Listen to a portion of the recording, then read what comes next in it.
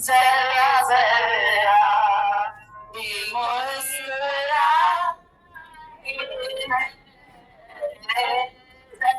जरा जरा मुस्कुरा गीता भगवन के दर पे गीता भगवन घर पे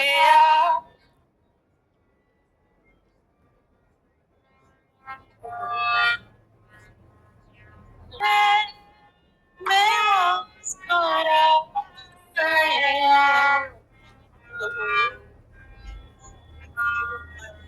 मैं बहुत दिन से करती हूँ। Thank you.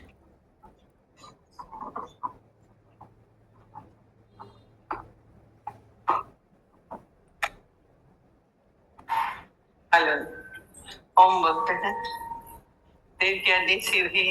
जून 2026 कितने साल हो गए? बड़े कैलकुलेशन में मान ये 43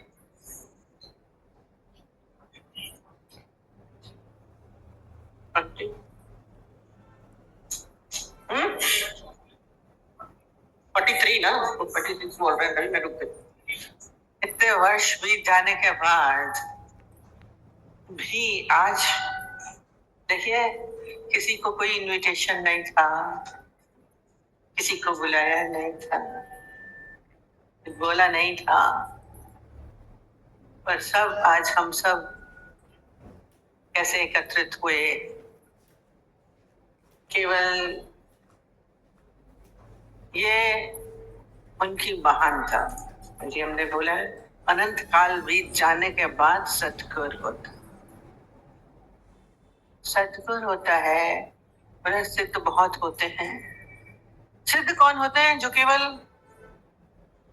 अपने को, ज्ञान को अपने लिए जीवन में अपनाते हैं। उन्होंने अपने लिए सिद्धता प्राप्त करी। ये जो सिद्धता तो वो केवल अपने तक होती है, पर जो सद्गुरु होते हैं उनका कुछ कार्य अलग हो जाता है। वो खुद तो सिद्ध हो जाते हैं, पर साथ में उनके अंदर इतनी करुणा होती है, इतना भाव होता है कि जो उन्होंने पाया वो सब पा ले, सबके अंदर वो पूर्णता आ जाए, सबका जीवन उसी उत्थान पे पहुंचे जहां वो पहुंचे। ये एक बड़ी क्वालिटी है, सब में नहीं होती है। इसलिए बोला अनंत काल बीत जाने पर सतगुरु होता है। गुरु बहुत हो जाएंगे, गुरु तो बहुत है ही है, कई सिखाते हैं गुरु। बचपन से टीचर, पहले तो माँ गुरु होती है, फिर स्कूल में जाते हैं तो टीचर भी गुरु होता है, फिर आप कुछ भी सीख रहे हैं, कुछ भी सीख रहे हैं, कार सीख रहे हैं, स्विमिंग सीख रहे हैं, म्यूजिक सीख रहे हैं, डांस सीख रहे हैं, सबके गुरु होते हैं। गुरु सिखाते हैं, बहुत अच्छा है। हम तो कहते हैं उनके चरणों को भी पकड़ना चाहिए। जब तक हम उनके चरणों में नहीं झुके, माने झुकना, चरणों को ये नहीं मतलब कि हम उनके चरण पकड़ के बैठ जाएं। कई कोई पूछ रहे थे कि पैर छू रहे हैं। चरण का मतलब ही होता है कि वचन झुक जाए, उनके आगे झुक जाना, चरण को पकड़ना। हमारा भीतर वाला जो अहंकार है वो किसी के आगे झुक सके, जो हमें सिखा रहा है उसके आगे तो झुके। आजकल की जो नई जनरेशन है वो तो सोचती कि हम बहुत सीख लेते हैं। जब तक आप झुके नहीं तब तक आप सीख नहीं सकते। अहंकार झुकने नहीं देता है, दिक्कत ये होती है, दिक्कत होती है। क्योंकि जानने की चाह, कुछ जाने। जो कुछ जानने वाले होते हैं, समझे, तो उसमें तीन चीजें होती हैं, ज्ञाता, ज्ञेय, ज्ञान। तीन बातें बोलते हैं। ज्ञाता, जिसने जाना हुआ है, जो जान रहा है, जो चीज जानी जा रही है वो ज्ञान। तीन चीज हर एक में होती है, दृष्टा, दर्शन, दृश्य। हमने दर्शन हुआ, पूछते हैं, दृष्टा भी है, दर्शन भी है, दृश्य भी है। ये संसार सारा त्रिपुटी में चल रहा है, सारा संसार त्रिपुटी में है। प्रेमी, प्रेमिका, प्रेम, तीन है, प्रेम है। देखने वाला भी है, दृष्टा भी है, दृश्य भी है, चल रहा है, जिसको देख रहा है, दर्शन भी हो रहा है, क्रिया भी हो रही है। तीन चीज होते। बेल पत्र चढ़ाते हैं, उसमें तीन पत्तियां होती हैं, तीन पत्तियां होती हैं। ये तीन पत्ती शिव को चढ़ाने का क्या मतलब होता है? माने क्या ये तीनों को गायब कर देना? मनुष्य संसार में ऐसे ही जी रहा है, या था ये ज्ञान, ज्ञान पे भी आएंगे तो ज्ञान सुन रहे हैं, मैं ज्ञानी हो रहा हूं, मुझे ज्ञान हो रहा है, चढ़ा दीजिए इसको भी। कुछ जानना शेष नहीं रहे, कुछ जानने की चाह शेष नहीं रहे, न ज्ञान बचे, न मैं बचूं, न तू बचे। गुम, बहुत आनंद की अवस्था। और सदगुरु में ये सामर्थ्य है जो हमें गंवा सकता है, हमारी इस अहंकार को गंवा सकता है, हमारी इस मैं को गंवा सकता है। कहते हैं उनके करीब खाली बैठ जाए। बहुत विरले होते हैं जीवन में, केवल वही बच जाए। गीता भगवान में ये सामर्थ्य थी, उन्होंने स्वयं में सबको समा दिया। आज नदी सागर में गिर के क्या हो जाती है? विलीन हो जाती है। और ये विलीनता वो क्यों दौड़ती हुई आती है, इतने दूर पहाड़ों से दौड़ती हुई, उछलती कूदती, केवल किससे? सागर से मिलना। ये प्रेम की एक उनके अंदर पराकाष्ठा होती है। और फिर विलीन होके कभी नहीं कहती कि मेरा अस्तित्व बचे। गंगा नहीं बोलती कि मैं कहाँ दिख रही, तो कहते हैं सदगुरु में सागर के समान है एक, उसके अंदर इतनी सामर्थ्य है वो जो हम सबको समा सकता है। ये प्रेम की सामर्थ्य है, सब नहीं, अथाह समुद्र। गीता भगवान प्रेम का अथाह समुद्र थे, उनके करीब जो आया फिर वो वापस जा नहीं पाया, फिर वो वापस नहीं जा सकता। ऐसा आकर्षण शक्ति उनके भीतर विराजमान थे और बड़ी क्वालिटी थी। वो नहीं कहते थे कि प्रेम करो, प्रेम करो या मैं प्रेम कर रहा हूं। उस आकर्षण में जैसे नदी स्वतः ही विलीन होती है, उसमें गायब होते चले, अपना प्रेम इतना विस्तार हो जाए कि सब उसमें समा जाए। आज लखनऊ का हम अक्सर ही बताते हैं, लखनऊ की जो धरती है आज उन्हीं के ही पावन ज्ञान से, पावन प्रेम से फलीभूत हो रही है। ये ज्ञान उन्हीं का ही पूरा इस भूमि जो खास करके मालवीय की भूमि खास उन्हीं के द्वारा पल्लवित हुई। ये पूरा आज इतना विशाल समुद्र दिख रहा है, कुछ नहीं था। आरंभ जो किया, कहते हैं बहाना तो हुआ विवाह का। गोलागंज के कान में शाम नेरी के साथ विवाह संपन्न हुआ। बॉम्बे के इतने माया नगरी में, इतने बड़े उसमें रहने वाले, लखनऊ के छोटे शहर में आके रहना। ये देखिए ज्ञानी जो होता है उसको छोटा बड़ा कुछ नहीं होता है, अच्छा बुरा कुछ नहीं होता उसके अंदर। क्वालिटीज थी, शान शौकत में रहने वाले और बिल्कुल सिंपल रहना, साधारण बहू के रूप में सब कार्य करना। बॉम्बे में कुछ नहीं कार्य, घूमना फिरना, स्मार्ट मॉड से रहे। धनबाद एक ज्वेलर की बेटी, ज्वेलरी की हीरे व्यापारी के उनके बेटी दादा भगवान थे, उनकी बेटी, उनको कोई भी ऐश्वर्य में उनके कोई कमी नहीं थी। और उस ऐश्वर्य का, उनके धन दौलत का कोई अभिमान नहीं होना। सीखने वाली चीज थी, अहंकार नहीं है। ये जैसे वातावरण में रहे उस वातावरण में खुद को ढाल लेना बहुत बड़ी क्वालिटी होती है। दादाजी बोलते थे नायलॉन सॉक्स हो जाओ, हमें क्या हुआ, सब में फिट हो जाना। कैसी भी परिस्थिति हो, कैसा भी व्यक्ति हो, चाहे अनुकूल है चाहे प्रतिकूल है, उसमें स्वयं को संभाल लेना, सब में फिट होना ही क्वालिटी थी। छोटा हो बड़ा हो, अच्छा हो बुरा हो, उनके लिए कुछ नहीं था। और बॉम्बे के शहर से वापस लखनऊ में आना, और भीतर एक चाह क्या थी, इस ज्ञान का प्रकाश सर्वत्र फैले, चाह थी।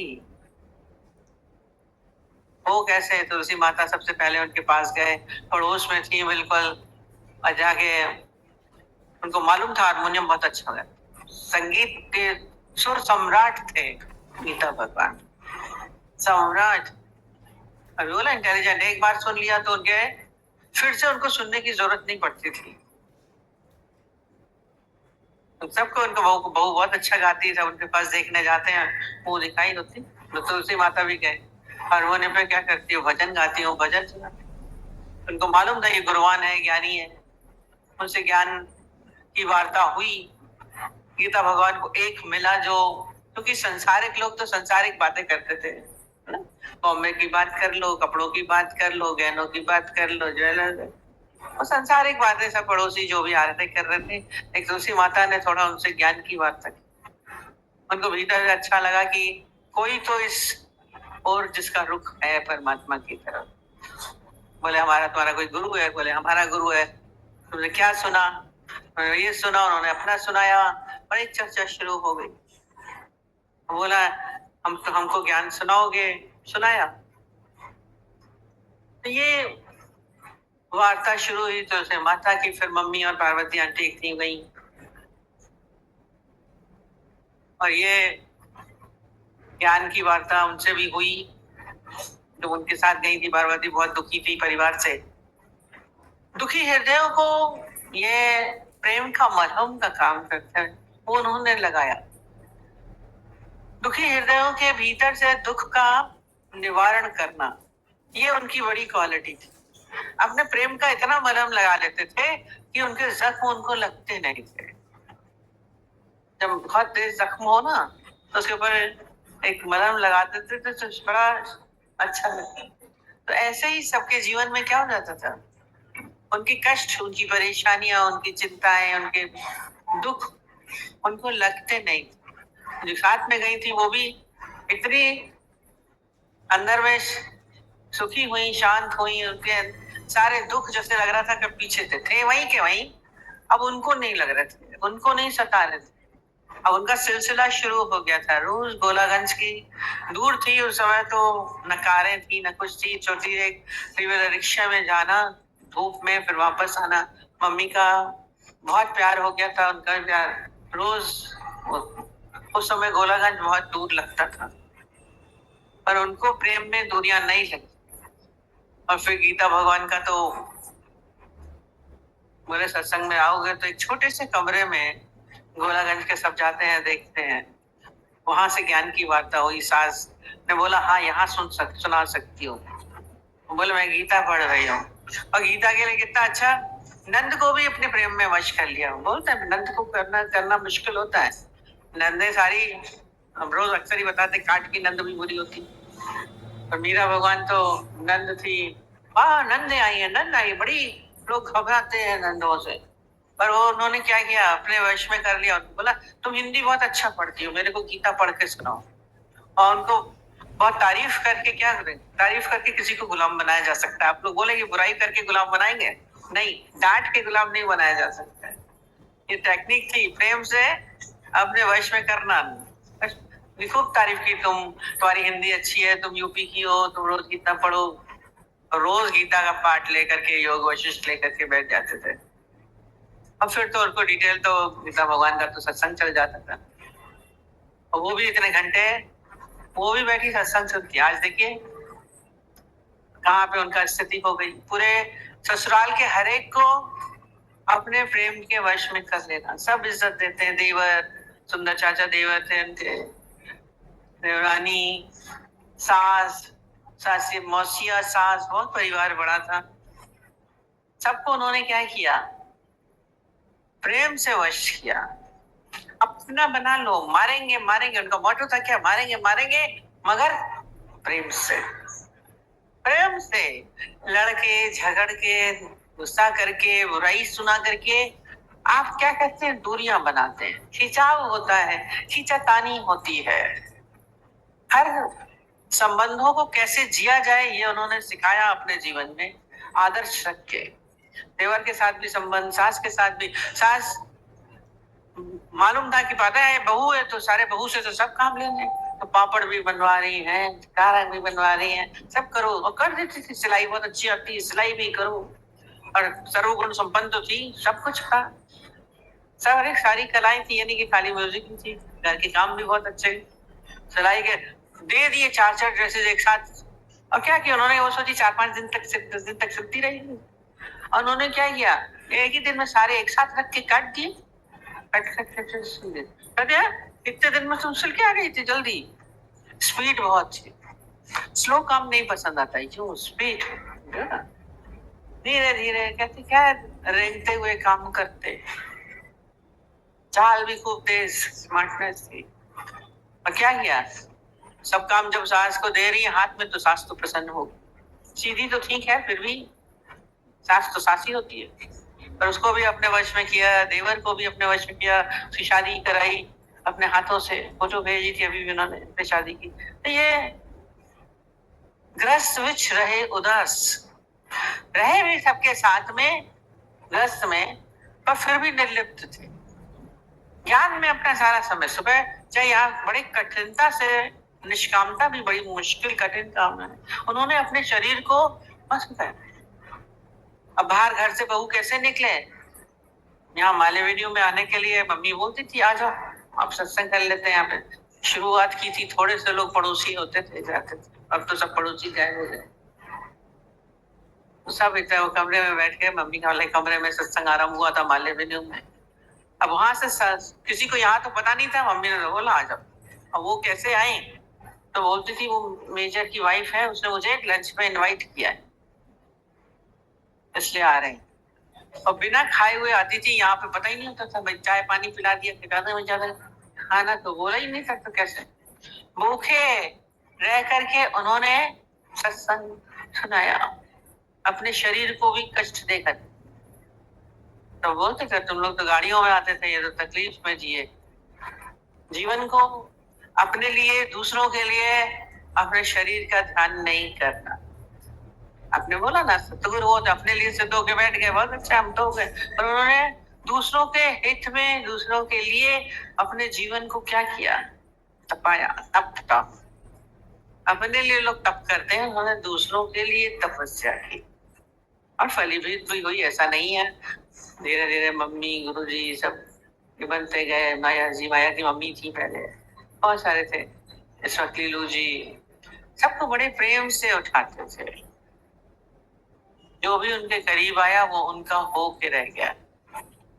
ये आकर्षण शक्ति, कृष्ण आकर्षण होता है, उनमें ये कृष्ण आकर्षण था, कृष्ण आकर्षण था।